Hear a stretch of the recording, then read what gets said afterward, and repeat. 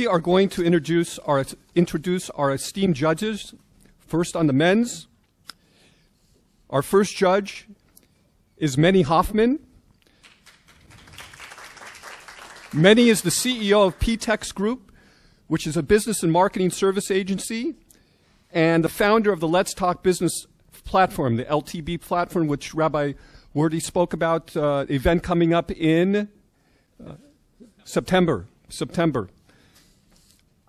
Our next judge is a good friend, Zalman Stock HaKohen from Spotlight Design, wonderful design and marketing firm right here on Eastern Parkway.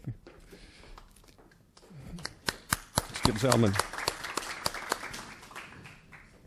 And our next judge is Daniel Kotler from Houston, Texas. He was one of the founders, an early employee of Blinds.com, and he led the company to over $200 million in sales.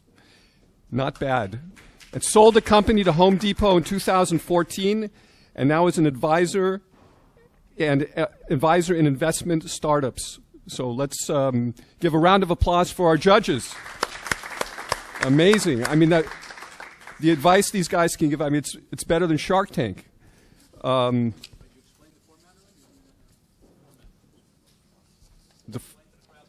Okay.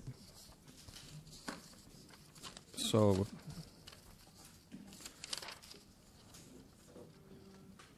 okay.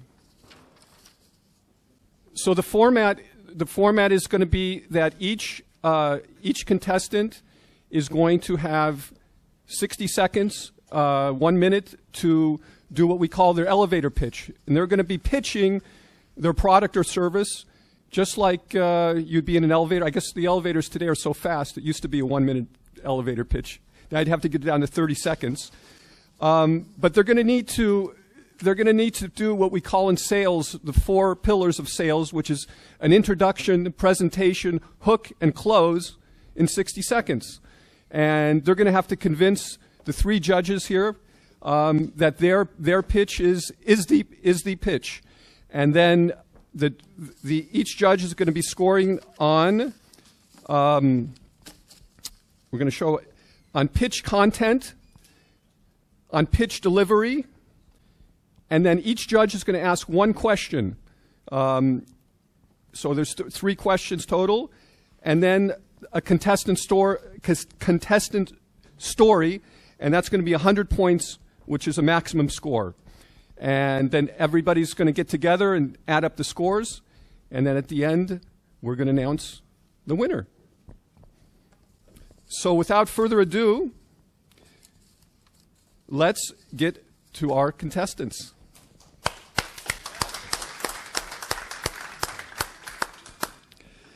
Our first contestant is from The Chosen Bean, and his name is Mendy Dolphin. Round of applause, Mendy. So, yeah. Good luck.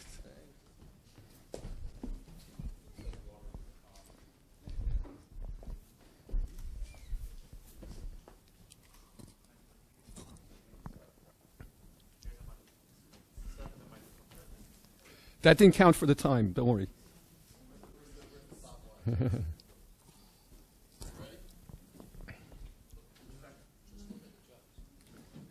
All right. How did Moses stay up for 40 days and 40 nights? Coffee, of course. I'm Mendy Dolphin from the Chosen Bean Coffee. We're roasters located in Florida. And all the time we have growers. They come from different countries, Guatemala, Nicaragua. They come by and they drop off samples, say, hey, try our coffee.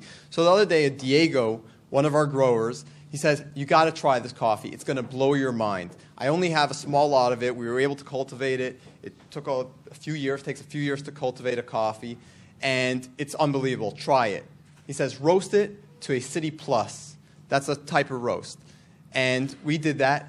It blew our mind. It's going to blow yours if you try that coffee. Every month we have a subscription club. People come on our website, we roast it to order, and we ship it out on our subscription club. this month's is our Guatemalan from this roaster, and it's a fantastic coffee, and that's actually one of the components in our new cold brew coffee. Hope you enjoy.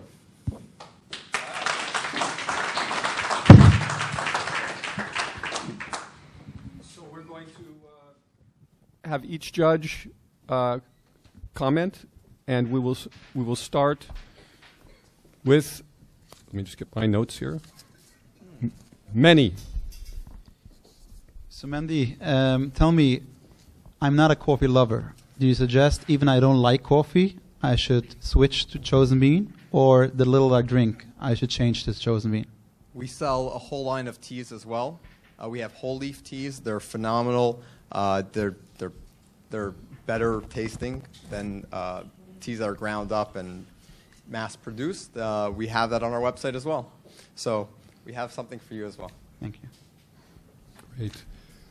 Okay, our next judge, Zalman Stock. Okay, Mehdi.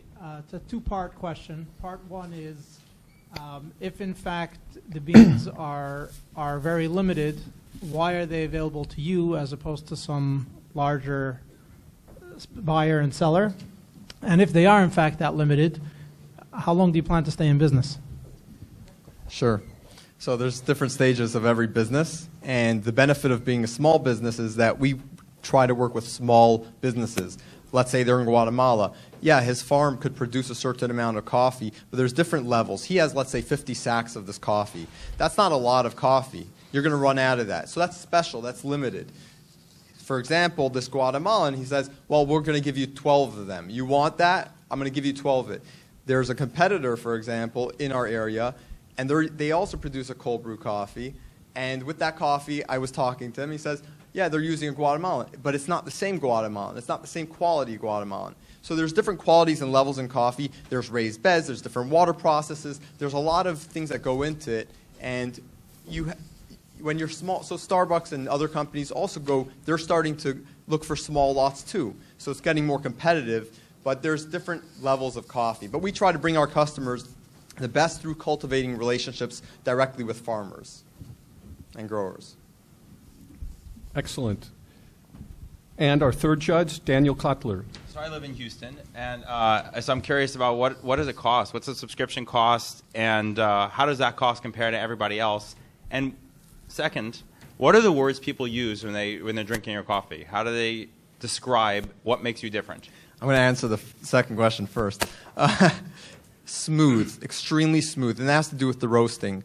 The way we roast our coffees is it's a fluid bed, and it doesn't get burnt by the size of the coffee roaster.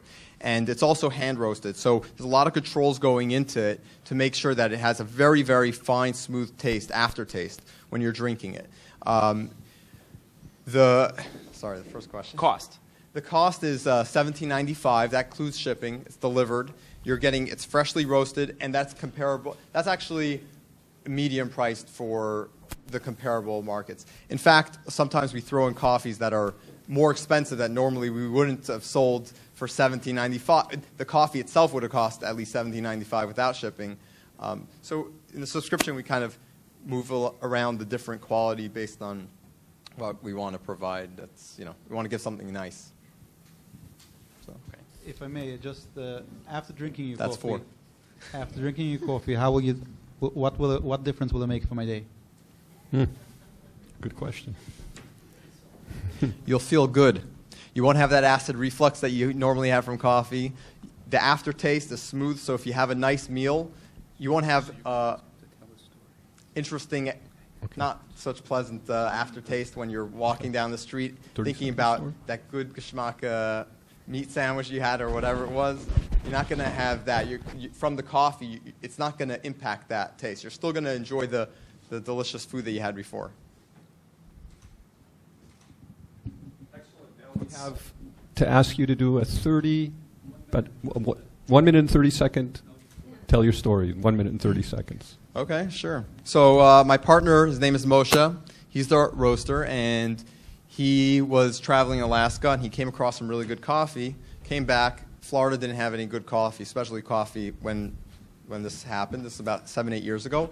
So he started roasting at home. In Shul, best place to do business. A friend said, you're in e-commerce or whatever, your business, let's get together. So I was drinking instant coffee. That's what I drank, and I don't eat sugar. So I didn't want to have sugar in my coffee. I wanted to, and it was very, very hard to drink instant coffee black. So when he told me about the coffee, it started to intrigue me a little bit. And my family's been in the food industry for many years in wines. And so I've always had interest in food, like the technicalities of food. And he gave me some coffee, and I'm like, wow, this is amazing. I had acid reflux. I didn't have the acid reflux. So that intrigued me a lot. That's how I got into the coffee. And right away, I wanted to understand, why is coffee sell for this price? Why does it sell in Walmart for one price and Whole Foods for a different price? What's the differences? And I had to understand every part of it and just break it down. And there's differences, and that's not for right now. But that's what got me into it, and I love it. Fantastic. Beautiful job. Got us off the bat. Incredible. Let's give a big hand. It's hard to go first. It's hard to go first. You set the bar. You set the standard. Really great job. Okay, let's introduce our second contestant, and that is Shmuel Wolf of JayMenu. Welcome.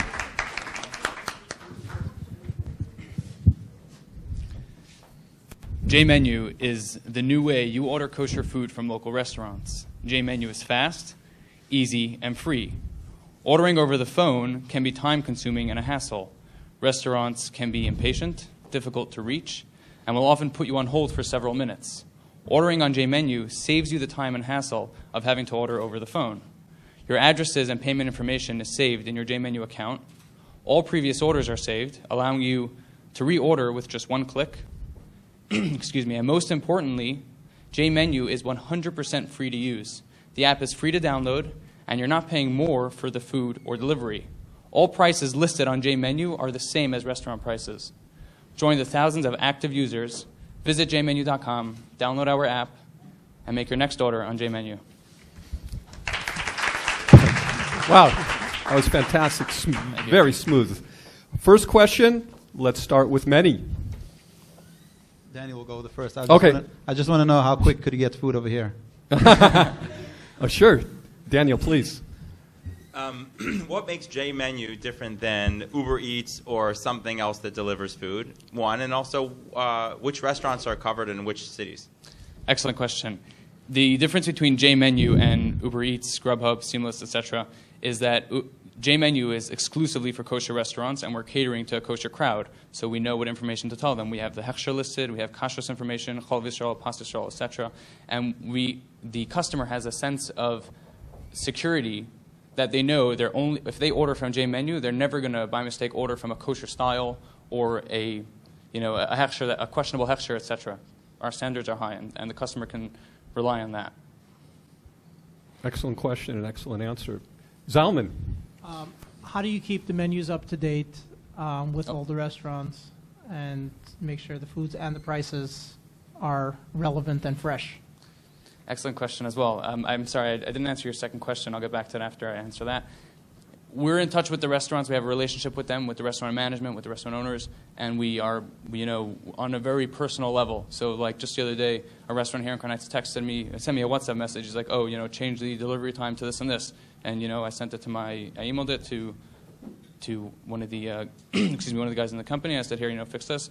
We're in a very personal relationship with the restaurants, which makes it very easy for us to stay up to date with them. And to answer your question, we are currently in Crown Heights, Upper East Side, Upper West Side. We're getting into Midtown now. We have close to 10 restaurants already in Midtown Manhattan. We're getting into 5 towns now, into Borough Park, and into Williamsburg as well. I just had my first couple of meetings in Williamsburg this week. And we hope to expand to the rest of the nation and international as well. Given that it's food related, who provides the customer service? If I have an issue with my order, it didn't arrive hot, or whatever it needs to be, or something is missing from my order, what's that customer experience? Very good question. We in the email in the email receipt that we send to the customers, we tell them that if you have an issue with the order, call us. They're welcome to call the restaurant if they feel that'll be easier for them, but they're also welcome to call us because we have, like I said, we have a relationship with the restaurants, which makes it much easier for us to provide a better service for the customer and then deal with the restaurant afterwards. And just what's your business model behind it, as far as meaning not the financials, but if you're saying it's the same price, how could you assure your clients that it's actually the same price? But you can go and check. I mean, the restaurant prices are not a secret. I mean to say there's extra step in the process. So is that a cut from the restaurant side? Like Yeah, the customer does not pay a penny more than they would if they were to order directly from the restaurant. Excellent, excellent. Wait, you got to do your. Okay. First of all, fantastic, excellent pitch, excellent questions, and now your story in a minute and a half. A minute and a half. Okay. How can you say a story that took 2 years and a minute and a half? Rabbi Wardy told me that I'm going to have to speak about, how JayMenu came to be, etc. But the truth is, I think that story is a little bit boring. I could say, I called a restaurant and they put me on hold and I got frustrated and I said, okay, I'm going to make an app that you don't have to wait on hold. That's not even true, and also it's a boring story. So instead of speaking about the past, I'll take this opportunity to speak about the future for a moment. Like I said, we hope to expand to the rest of the United States, and what we really hope to do is create a kosher solution for all Yidden, so that if you're in a business meeting in Midtown Manhattan, you can pull out your phone and make an order for lunch within 60 seconds. If you're on a plane going to LA for your nephew's bar mitzvah, let's say, and the plane lands and you're pulling up to the terminal, you can make an order. Excuse me. You can open up JayMenu and make an order and have the food delivered directly to your hotel room or your host. And our goal really is that wherever and whenever you should be able to access and very easily order kosher food. Thank you. Fantastic. Wow. Let's give him a big hand. Great job. Fantastic. Beautiful. Excellent. Okay, our third contestant, Yossi Bardwigder of Birdies. Welcome.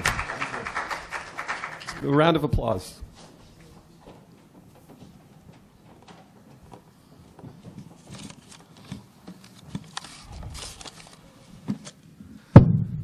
Sorry. Good evening. My name is Yossi Bardwigder of Paris.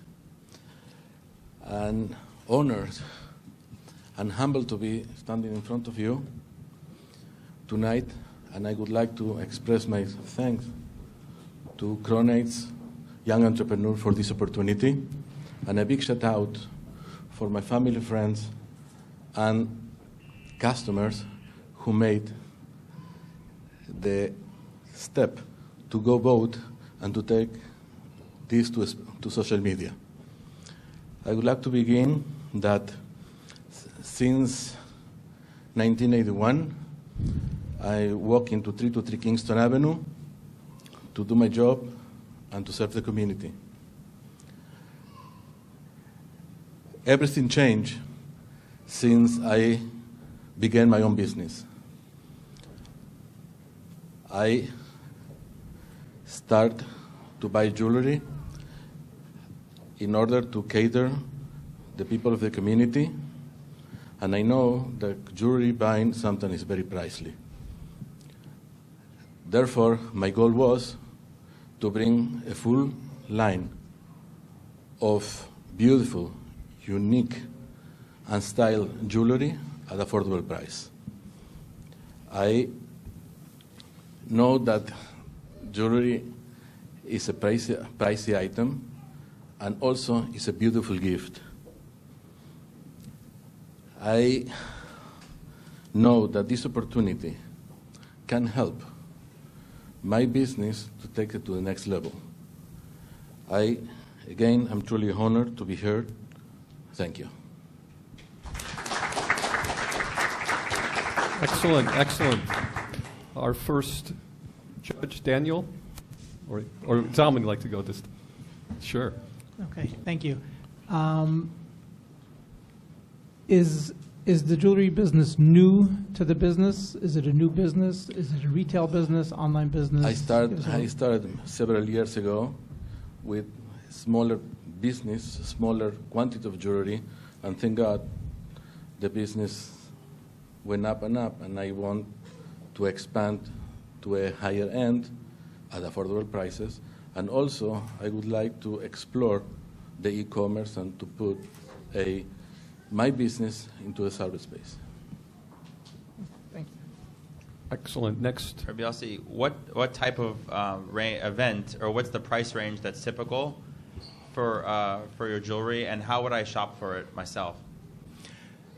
The prices start for $40 and up. You could find plenty of things for kids, wife, and any event, bar mitzvahs, anniversaries, up to, I think, $5,000 is my highest price. And you could come into a store, and you are going to have a great service. Excellent. Many. So I walk out of my house, and I need to buy a gift for my wife. And I could go to 2 jewelry stores. One is yours, one is somebody down the block. If I ask you now, why should I come to your store? Because the service that I provide, not many jewelry stores they do. It's one thing. And second thing, that the prices that I do, no other jewelry, no jewelry store, they work with my markup. Excellent. Let's give a hand. And then you're going to tell your story in 1.5 minutes. Like the previous constant said, that to say the story in 1.5 minutes is hard. But I said that since 1981 I'm in Kingston, and slowly I developed my own business. I'm very happy that when I came to this country with $50 in my pocket, and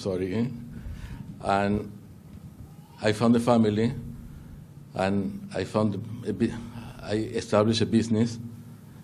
And one thing that really made me think over was when the owner of Kentucky Fried Chicken starts his business when he was 60 or 62. Well, I was thinking, what I'm going to do here with young entrepreneurs, a guy who is 60 years old. Yeah. But if he could start at 60 and be successful, and not only that, he would be one of the richest person in the United States, I could go further. I could go. Wow. Beautiful.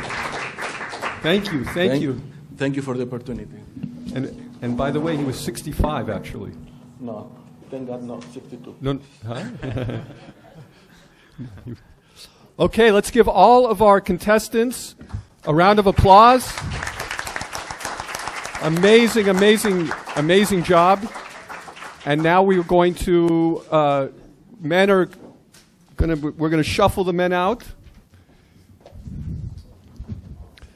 Great job, Daniel. Awesome. Great pleasure. Zalman, wonderful. Awesome. Many pleasure. Beautiful. Great questions. Excellent. Okay. We are going to move forward now with the women's competition, and we're going to now call up the 3 judges that we're honored to have this evening. Our first judge, Shayna Levin from ABBA Realty.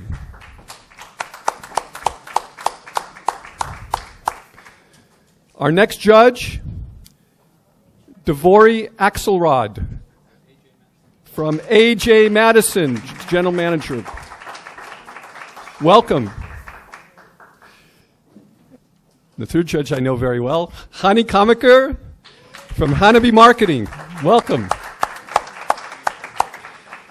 Fantastic. Okay. Our first contestant this evening on the women's side is going to be Sarah Esther Varney. Kids, Discover Israel. Welcome. The microphone is here. And good luck. Thank you.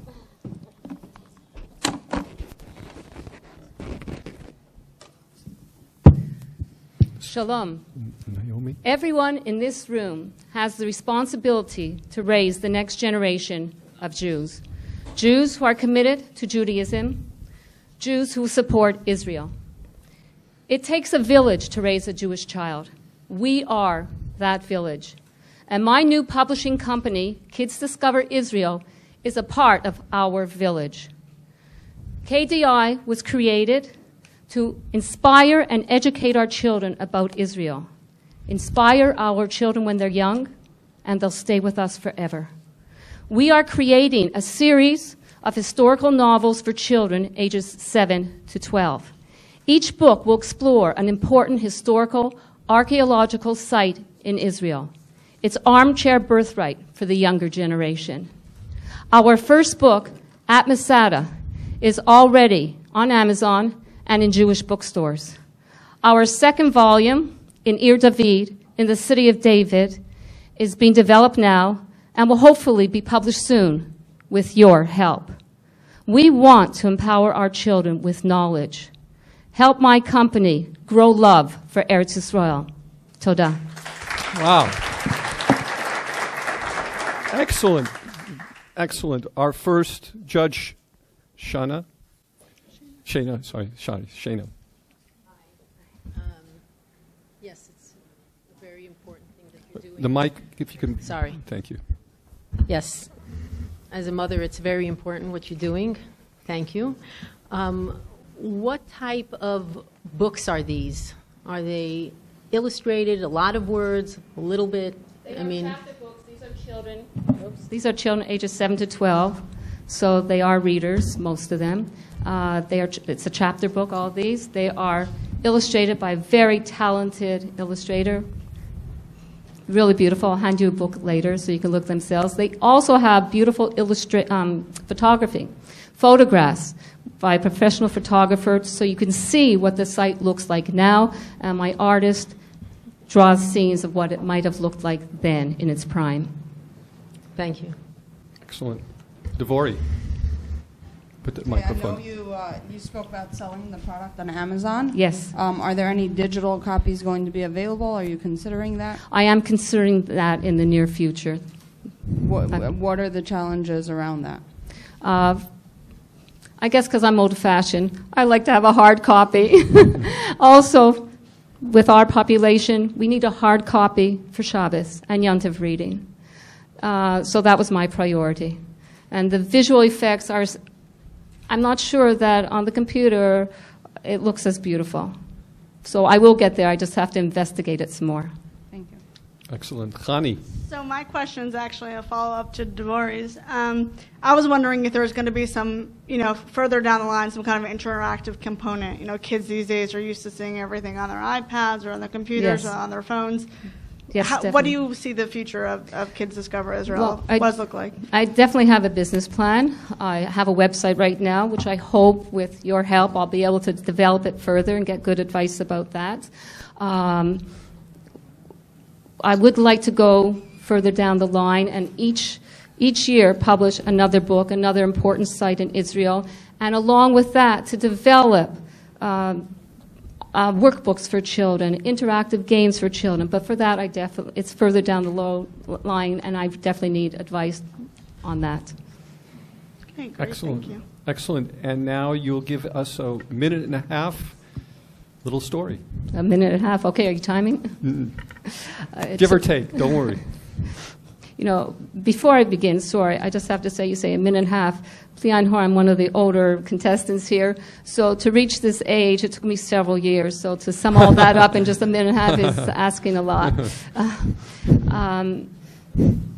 Some people have described me as a woman with a mission. Yes, I'm passionate about our homeland, and I'm passionate about our children. Ever since I was a youngster of 7, 8 years old, when I first discovered that the Jewish people have their own land, I had a dream, and that was to live in Israel. It took me about 40 more years to accomplish that dream, but eventually I did, and in the year 2000, I made Aliyah with 7 of our 11 children. Wow, that was an experience. When I got to Israel, I took a tour guide course at a college in Jerusalem because I wanted to know my new country as well as a tour guide did. I went everywhere in Israel, old granny me climbing mountains and under tunnels. It was amazing. But it was more than amazing. It was magical. And I wanted to share that magic with Jewish children around the world.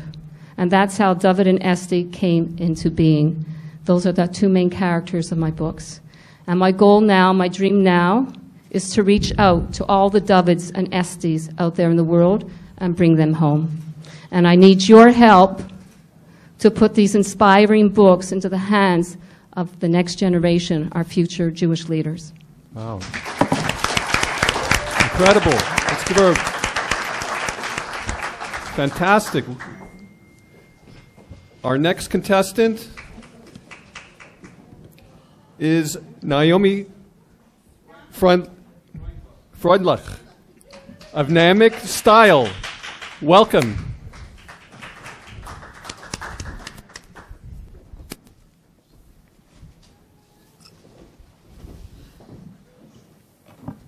Hi, I'm Nama from Redefine the Hora Nama Style, offering you all the simcha, all the sound, all the entertainment for your next all-female dance party. Over the last 10 years, I've gone to many simchas, Baruch Hashem, and I've noticed that most of the women and the girls don't come to the dance floor unless they know the dances. After circle time, it's city down time. So, and when they do come to the dance floor, it's unfortunately to some of the dances like the dab or the nene. I say that's crazy. We have so much. We do not need secular music at our dance parties today, but what we do need is direction. And Redefine the Hora offers just that. With her full-service dance package, offering you dance classes, we need to solidify our milestones of our children's lives in Simcha. Nama Style offers a party that is all-encompassing, giving you that surrender to the Simcha feeling. When your children are dancing and entertained, it's solidifying that milestone in a way that they will want to relive it again and again. More Simchas solidified, more parties solidified in Simcha. Nama Style offers that to you. Thank you so much. Yeah, fantastic. Let's start with Devori. Are there two parts to your service, or you're just teaching the dance classes, or are you also actually participating in the Simcha and kind of getting everybody I am involved? the one-stop Simcha shop. I offer all the music, all the sound system, all the lighting, and everything you need to entertain your daughter at her bas mitzvah.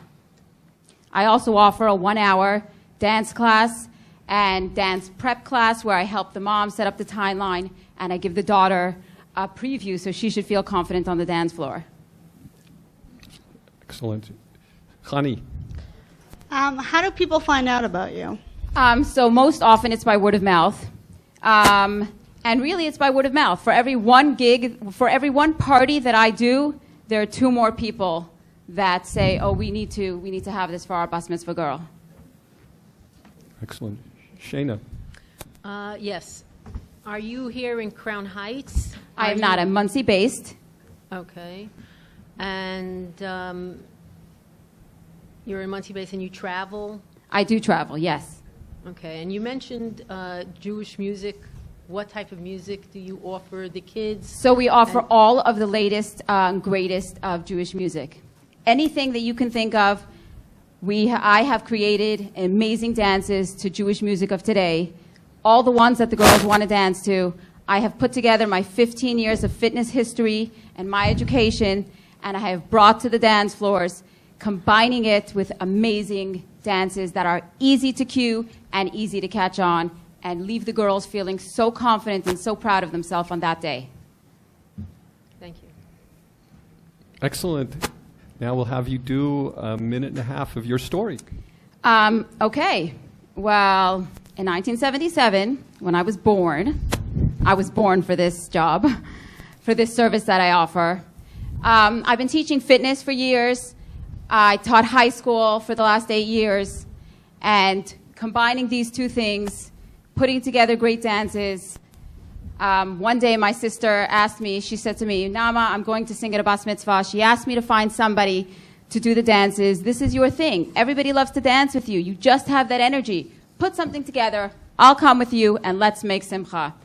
And that's what I did. Practiced, put together great music, knew how to cue it, and when I got to the dance floor, I felt that that is where my soul is. This is where I want to be, creating simcha through this dance and bringing unity through what I do. Excellent. Thank you so much. Great, great job. Yeah, excellent. Fantastic. Thank you so much. Thank you so much for this great opportunity. Totally thrilled to be here. Let's give a big hand. Thank you. Okay, our third contestant, CHYE Rockford of Oh, Me, and My. Welcome. Hi, I'm CHYE. Microphone, Do you want me to hold it or? if you can. Well, could someone help her, maybe? Someone go hold the mic for her? Maybe I could lay it. Here, I can do it. I'll talk aloud. Let me do it. So when I was little, I had a comfort object. It was a blankie. I took it everywhere with me. I even snuck it to school a few times when I needed some extra security.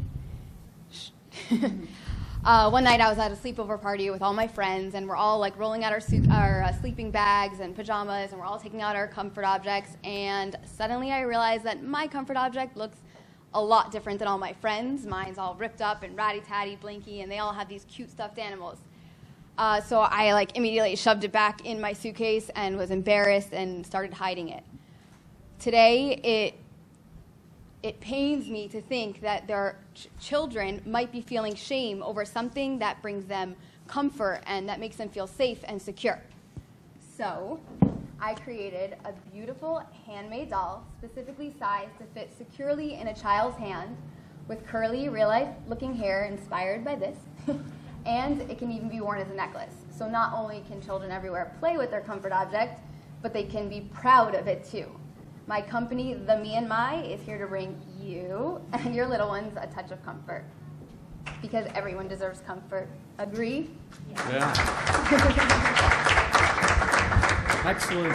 Excellent. Our first judge, Connie, let's start with you. First of all, I think what you did was genius because you took a product. This is just like a doll like most others, but instead of talking about what it is, you spoke about the purpose of it. So I thought that was a really interesting angle, so good on you. My question is, I think one of the problems with comfort objects is that they end up looking all ratty and gross. So what did you, how did this, did you think, how did this factor into your production process, and what kind of materials are you using to mitigate that? Thank you for asking that. There's a few things. So first of all, I did sample, this doll has been in the works for almost a year and a half because I sampled it in as many factories as I could get my hands on because I wanted it to be high quality and look nice. A second thing also is that the ratty-tattiness of people's comfort objects generally is what makes them endearing. My problem that I mentioned in my pitch was also that it was a blinky. I wanted something that was pretty and beautiful, like everyone else had these cute things. But most people will tell you, there's songs on YouTube, don't wash my blinky, everyone likes it, disheveled and, not disheveled, but it becomes theirs. They own it and it becomes unique to them. Thank you. Excellent. Shayna. Yes. I love the idea. All of my kids had a blankie. I tried not to let it get too ratty-tatty. Chani mentioned what is the material, what are your dolls made out of, and are they washable? How durable are they? How long do you expect them to last?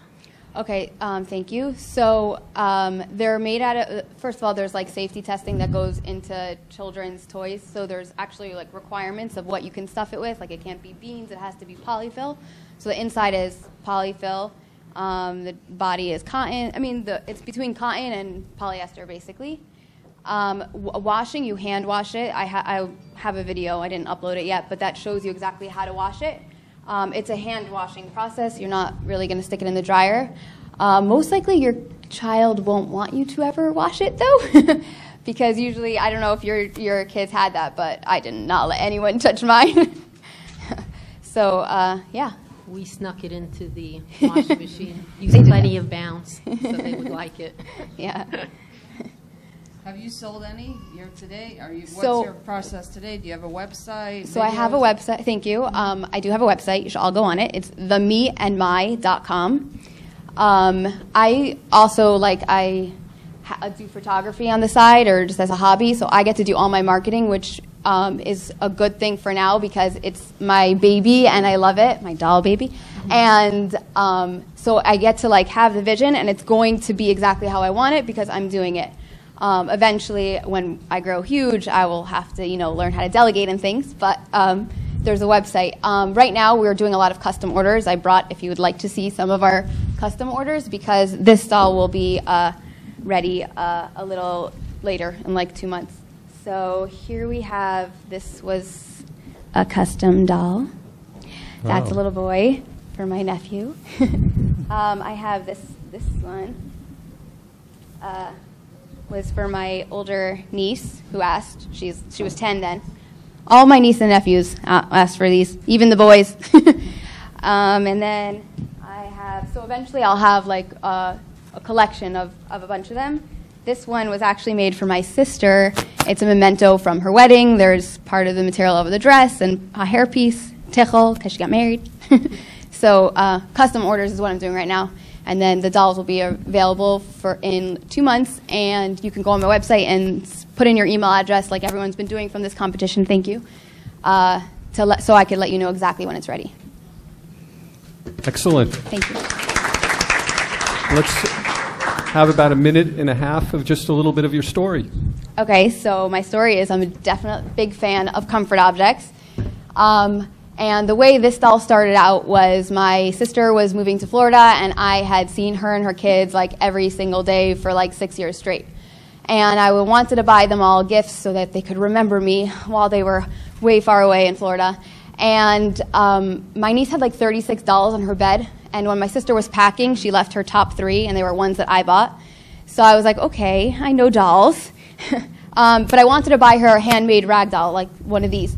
And I go online, I'm searching, and all the prices I'm finding are $234, $100. The cheapest I could find was $68. And I was like, I love you, but, So I sat down, it was on Tisha B'Av actually, and I sat for 24 hours straight trying to figure out how to make this. It took a bunch of weeks, and I eventually made it. She was part of the process, asking, is the hair ready?